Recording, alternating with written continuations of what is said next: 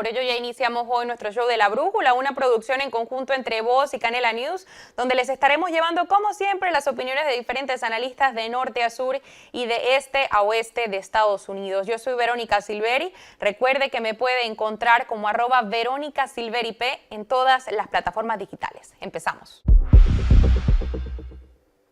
Y el día de hoy me acompañan Federico Alves, analista político demócrata, y Esteban Hernández, analista político republicano. Bienvenidos y muchas gracias por estar aquí con nosotros. Como el tiempo es corto, vamos a empezar. El día de ayer, un tiroteo sorprendió a la sede de ICE en Dallas. El asesino de 29 años mató a 2 personas y luego, cuando se vio rodeado por las autoridades locales, acabó con su vida. Uno de los proyectiles encontrados en la escena tenía grabada la palabra anti-ICE. Esto fue confirmado por el director del FBI. Otra vez, la violencia política se presencia en un hecho armado por un autor de izquierda. Los asesinados fueron inmigrantes indocumentados que se encontraban en custodia. Sin duda alguna, un hecho realmente lamentable. Ahora, en 2 semanas, y esto hay que resaltarlo, hemos tenido 2 francotiradores en acción. Uno que acabó con la vida de Charlie Kirk y ¿no? Ese es otro ataque. ¿Qué influencia tiene el discurso político en este hecho? Voy a empezar contigo, Federico, y luego voy con Esteban. Adelante. Bueno, muchas gracias por invitarme. Mira, nosotros estamos muy preocupados por el ambiente político de aquí en Norteamérica, porque yo creo que todo el mundo piensa lo mismo. La política del presidente Trump en muchos sectores está llevando a una polarización, a un extremismo político muy peligroso, y este país yo diría que está 3/4 de camino hacia una guerra civil. Y te voy a decir por qué. Nunca en la historia de los Estados Unidos, desde la época de George Washington, se había permitido que policía enmascarada, sin presentar un warrant de la corte, ninguna identidad, sin identificarse, vestidos de civil, en carros, en coches sin placa, arrestaran ciudadanos, muchas veces ciudadanos americanos. Y después que los tienen arrestados, puede pasar un mes para que liberen a los que arrestaron sin razón. Hay historias, pero que no se pueden creer. Gente que son ciudadanos americanos, que no hablan español, que nunca no tienen ningún contacto, no están casados con un inmigrante, son americanos puros y terminan en un avión hacia Venezuela como expulsados del país. Esto no es una cosa que estoy inventando. Llegó un americano de Minnesota a Caracas que no hablaba español, y el gobierno venezolano se vio en la obligación de devolvérselo a los americanos, porque esa persona no tenía ningún contacto, ningún nexo con Venezuela, con Latinoamérica, no hablaba el lenguaje, no estaba casado con una latina. Simplemente lo arrestaron y decidieron enviarlo a Venezuela en un avión. Hay muchísimos americanos que están siendo arrestados sin ninguna razón, simplemente por el color de su piel, o porque le cayeron mal a la gente de ICE, o porque caminaban por el lugar equivocado y resultaron enviados a una prisión insalubre, a un campo de concentración, porque ahí nos están enviando.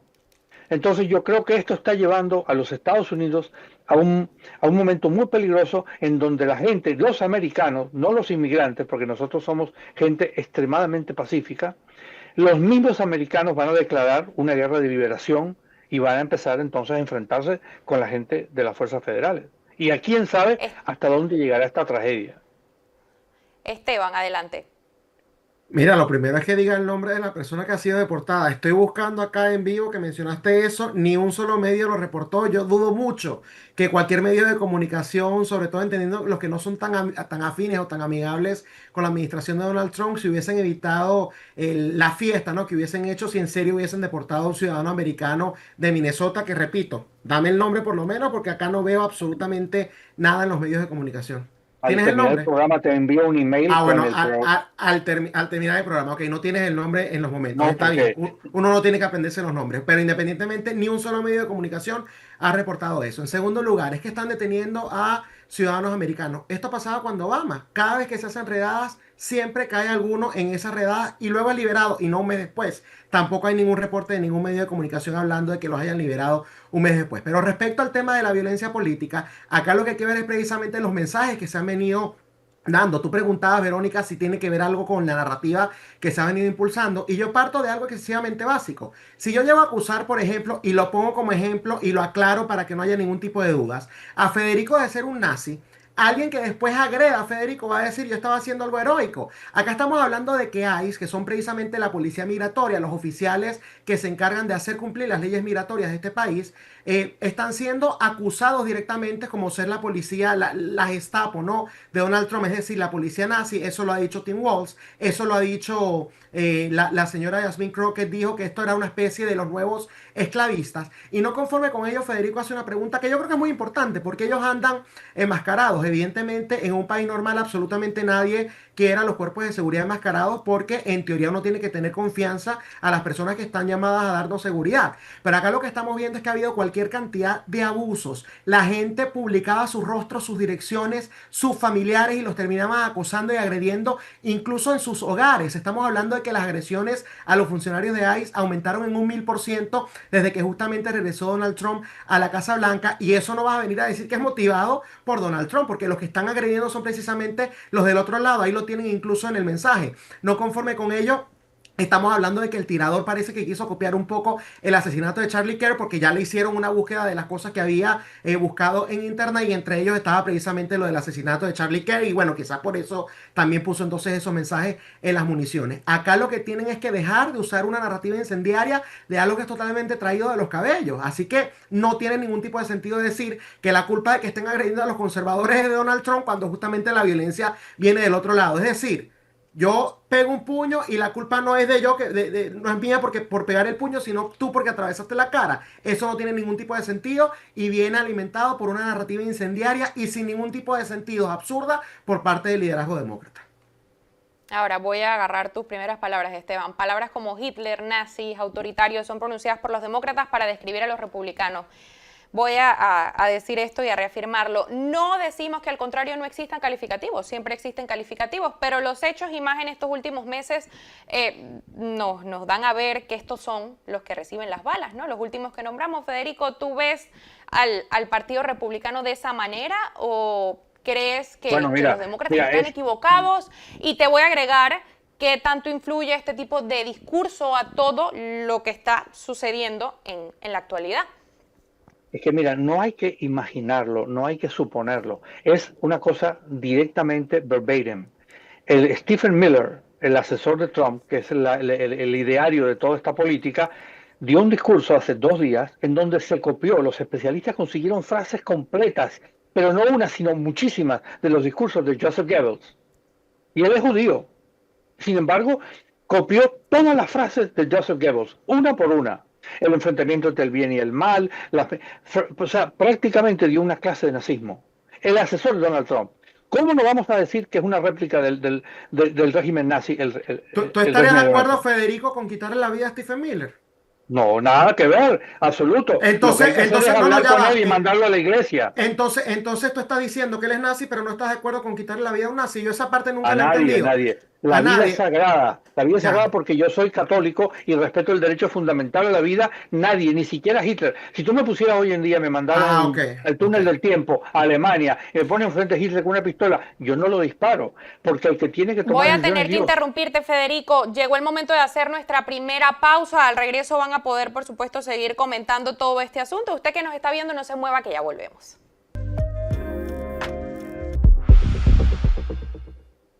Federico, puedes cerrar ya tu idea sobre el tema anterior. Brevemente seguimos con Esteban y empezamos con el siguiente asunto. Adelante.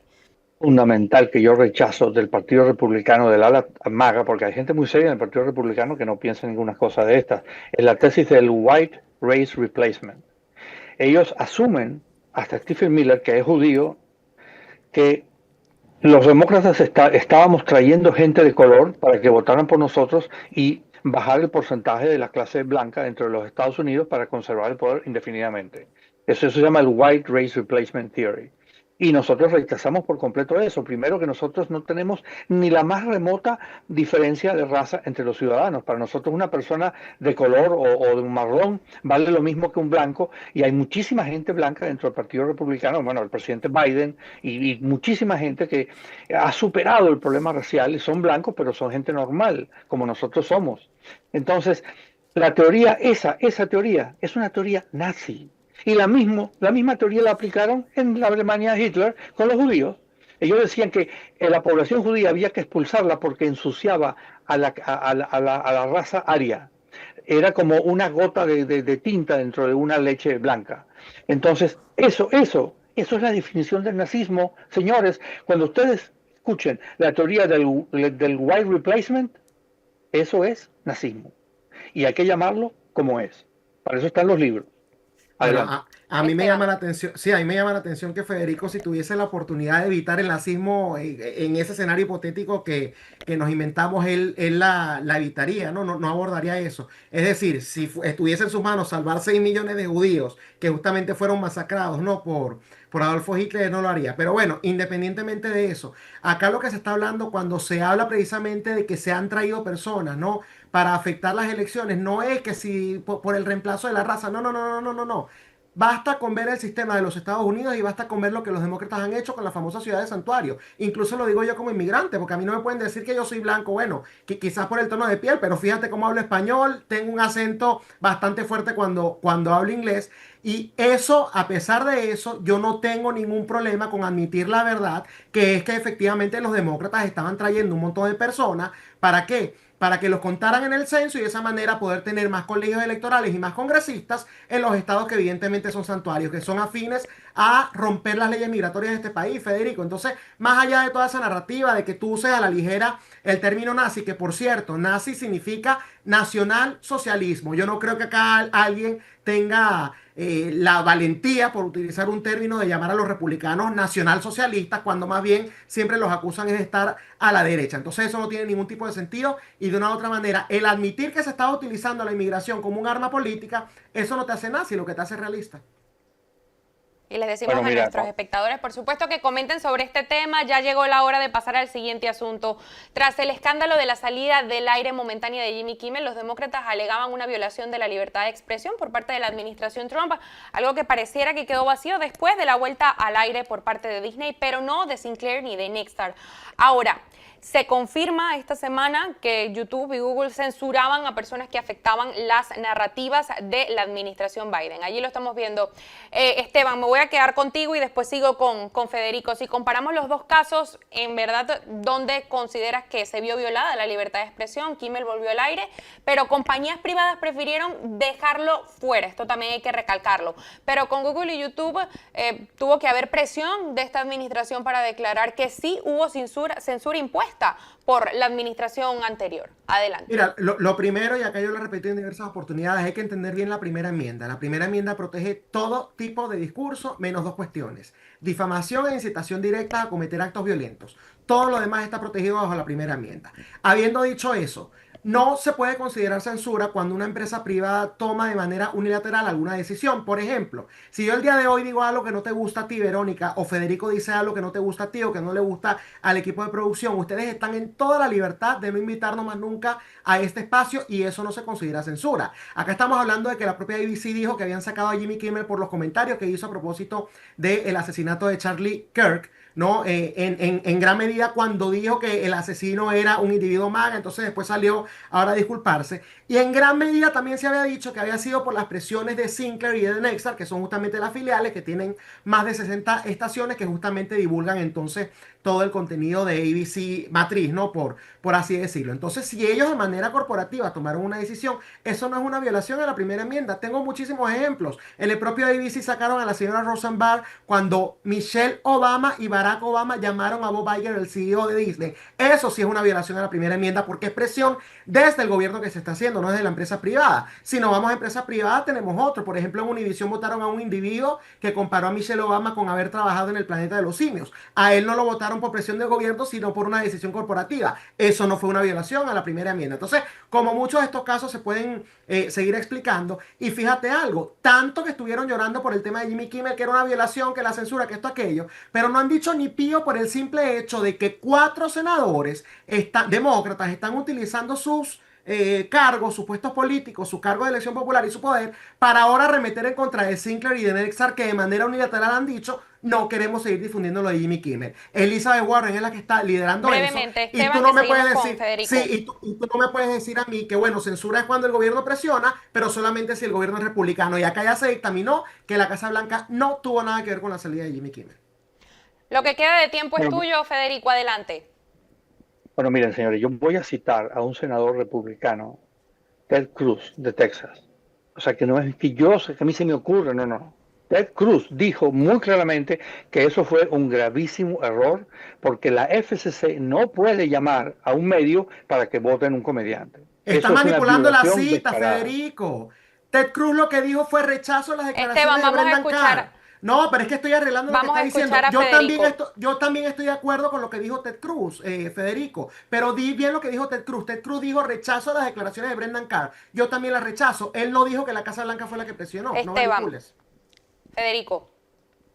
Bueno, eventualmente la FCC actúa por lo que ellos piensan que piensa el presidente. Y si tú me dices que la Casa Blanca no la llamó, es falso. Seguro que hubo presión de la Casa Blanca, porque el Seguro. presidente lo ha dicho. Donald Trump ha dicho que nadie que esté en contra de él, que sea un vocero demócrata en los medios, tiene derecho a estar ahí. Lo ha dicho él en persona. No lo ha El dicho. presidente Trump actúa como Joseph Stalin. Inclusive, para reforzar más la idea esa de Joseph Stalin y Donald Trump, acaban de invertir $5.000 millones en una empresa fallida como Intel. El Estado americano, que es capitalista, acaba de invertir en Intel. ¿Por qué? El mercado tiene que elegir. Eso es un problema que no es un problema del Estado. Si Intel no logra salir adelante, vendan esa empresa, córtenla en pedazos y véndanla a Nvidia, a la que la pueda comprar. ¿Por qué el Estado americano empieza a actuar como un Estado socialista y comunista? Eso no es aceptable. A menos que tú estés de acuerdo con el comunismo. Entonces quítate la careta y entonces tú te vienes para acá y yo me voy para allá. Ah, estás admitiendo que los demócratas son comunistas. Muy bien, por fin. No, yo no estoy admitiendo absolutamente nada. Yo soy Está absolutamente diciendo tú te capitalista. vienes para acá. O sea, tú me estás invitando al lado comunista. No, yo no quiero nada con la izquierda, Federico, pero gracias. Pero entonces, ¿qué opinas tú de que por qué acaban de invertir $5.000 millones y pusieron Lo un miembro del directorio? rechazo rotundamente. El Estado no debería participar en las empresas de esa manera. Estoy totalmente de acuerdo. Yo sí soy Correcto. Entonces, ¿tú consistente estás de y tengo acuerdo mis que Donald ideas. Trump debe denunciar? ¿Estás de acuerdo conmigo? Que No, Donald yo Trump no, debe no, en denunciar. lo absoluto, en lo absoluto. Que yo no esté de acuerdo con una cosa no me hace automáticamente opositor a eso. Yo no sé si es que en el Partido Demócrata están acostumbrados a tener un pensamiento colectivo en donde si tú estás en desacuerdo con una cosa, automáticamente te expulsan. Por eso es que me imagino que expulsaron a Tulsi Gabbard, a Robert Kennedy Jr. y por eso es que tienen ese pensamiento. Pero de este lado no, yo puedo tener diferencias con otros republicanos. Nuevamente, te repito lo de Ted Cruz. Yo estoy muy de acuerdo con Ted Cruz. Es más, la FCC yo creo que hay que reformarla, sino incluso eliminarla por completo, porque yo no concibo que el Estado sea el que Y otorgue o revoque licencias para justamente poder transmitir. Esteban, nos tenemos que ir a una pausa y ya volvemos. Siempre es interesante escuchar sus opiniones y a nuestros espectadores también comente. Recuerde aquí, su voz es la más importante. Kamala Harris apareció anunciando su libro 107 días, donde argumenta que el Partido Demócrata cometió un grave error al dejar que Biden a sus 81 años decidiera solo postularse de nuevo en lugar de priorizar el bien colectivo del partido. Lo describe como imprudencia, que se dio el control al ego de un individuo, lo que debilitó la candidatura demócrata y complicó su campaña. Ahora, también critica que el partido no cuestionó antes la edad y el deterioro físico de Biden, evidente en sus tropiezos verbales y fatigas tras grandes viajes. Revela que tras asumir la candidatura, el equipo de Biden no le dio el apoyo esperado, la culparon rápidamente de la derrota y no la promovieron en la prensa. Esto contribuyó a la pérdida de apoyo de votantes clave como el afroamericano y también apunta a aliados demócratas como Gavin Newsom, el gobernador de California, y Josh Shapiro, el de Pensilvania, por no endosarla a tiempo o complicar su campaña, quemando puentes con sus posibles rivales. Ahora, quiero su opinión breve, Federico, ¿qué opina sobre todo esto? Y después la de Esteban. Adelante. Bueno, en este punto yo estoy realmente de acuerdo con Kamala Harris porque Biden no se debió haber postulado. El partido tenía que haber tenido una especie de consejo superior que viera por el futuro del país, porque nos llevaron a una gran catástrofe con Donald Trump. Entonces alguien tiene esa responsabilidad, es de alguien, y no es de Kamala Harris, es de los que estaban en el Consejo Directivo Demócrata y la Casa Blanca. Entonces ahí sí tiene razón, porque fíjate, nosotros tendremos muchos años para recuperarnos del desastre de Donald Trump. ¿Y eso es culpa de quién? De la gente que estaba rodeando al presidente Biden. Esteban, adelante. Bueno, a ver, a mí me da risa que ellos siempre se culpan, no culpan a los demás y nunca se ven en el espejo. Acá estuvieron no sé cuánto tiempo diciendo que Biden estaba en perfectas condiciones físicas y condiciones cognitivas, ¿no? Y cualquier persona que se atreviera siquiera a cuestionar estos escenarios era tildado como un conspiranoico, como un mentiroso. Ahora viene la señora Kamala Harris y admite que, bueno, sí había cierto deterioro. Señora, usted era vicepresidente. Hay una enmienda en la Constitución, la enmienda número 25, que le permite al vicepresidente remover al presidente del cargo si efectivamente por algún motivo el presidente no puede continuar en ese cargo. Sobre todo se habla del tema del deterioro justamente físico y o cognitivo de la persona que justamente está a cargo. Entonces ella está hablando como si hubiese sido una paracaidista, como si ella no hubiese estado en la Casa Blanca, como si no hubiese sido la compañera de fórmula de Joe Biden, cuando ella tenía en sus manos las herramientas para removerlo del poder, sobre todo por justamente lo que está mencionando. Punto uno. Punto dos, las personas que estaban alrededor, que bueno, Federico justamente también las mencionó, no hicieron tampoco absolutamente nada, no denunciaron absolutamente nada de lo que estaba allí pasando, se rehusaron incluso a realizar debates. Yo recuerdo que yo iba a medios de comunicación y decía, yo no entiendo cómo el Partido Demócrata no está teniendo unos debates en una primaria, y lo comparaban con lo que estaba pasando en el Partido Republicano, que ojo, yo también le exigí al Partido Republicano unos debates y unas primarias, pero estamos hablando de que en el Partido Demócrata, ¿sí? La ventaja que tenía Biden, si bien era bastante amplia, no es que el que iba de segundo no tenía por lo menos doble dígito. Por ejemplo, Robert Kennedy Jr. en un momento llegó hasta tener un 20% de apoyo. La señora Williamson, que bueno, no es de mi agrado, también llegó en un momento a tener un 10% de apoyo. Y a pesar de todas esas cifras, no se hizo ningún debate. Entonces acá todos están señalando, pero resulta que las personas que estuvieron alrededor, incluyendo a la vicepresidente de Joe Biden, Kamala Harris, fueron los que maquinaron para ese camino desastroso. Y en tercer lugar, ella tiene que ver la campaña desastrosa que hizo. Porque sí, recaudó muchísimo, récord en cuanto a fondos. ¿Y cómo se los gastaba? En un derroche, pero totalmente absurdo, totalmente cerrada a tener entrevistas que justamente le dieran algún tipo de más alcance. Lo que hizo fue una campaña, bueno, excesivamente cerrada, ¿no? Como que una campaña para mi gente, que ciertas celebridades le dieran su apoyo, y no fue más allá. De hecho, lo que hacían eran unas entrevistas excesivamente mediocres en medios tradicionales, que incluso eran tan malas que las editaba. Entonces, no venga tampoco esta señora a lavarse las manos, porque ella es responsable también de que efectivamente Joe Biden no se apartara de la candidatura.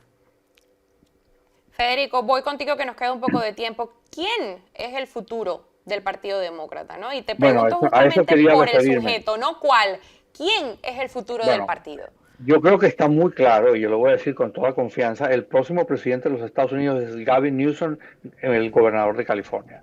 Tiene en este momento 20% de ventaja sobre cualquier republicano que esté aspirando, porque ya Donald Trump, gracias a Dios, se va a ir a Mar-a-Lago con su mujer de Eslovenia y sus amiguitas. Bueno, él va a ser un hombre feliz en Mar-a-Lago, y el país tiene que seguir adelante. Entonces yo los invito a todos ustedes, los que nos están escuchando, a que piensen, Gavin Newsom está casado con una mujer muy bella que habla español fluidamente, es una de nosotros, es una persona con cultura amplia, con cultura universal, y va a hacer un trabajo de lujo en la Casa Blanca.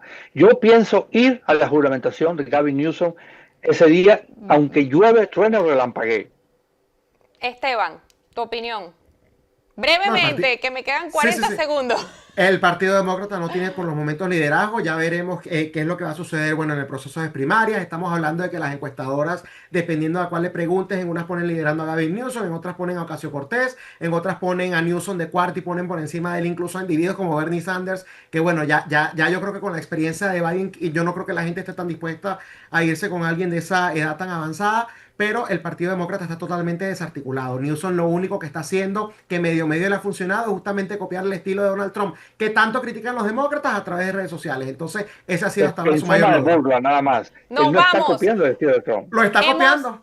Muchas gracias. Hemos llegado al final de esta emisión de La Brújula. Una de usted que nos está viendo, lo invitamos a compartir nuestro contenido, darle like y comentar. Recuerde que su opinión aquí también es tomada en cuenta y es la más importante. Yo soy Verónica Silveri. Hasta la próxima.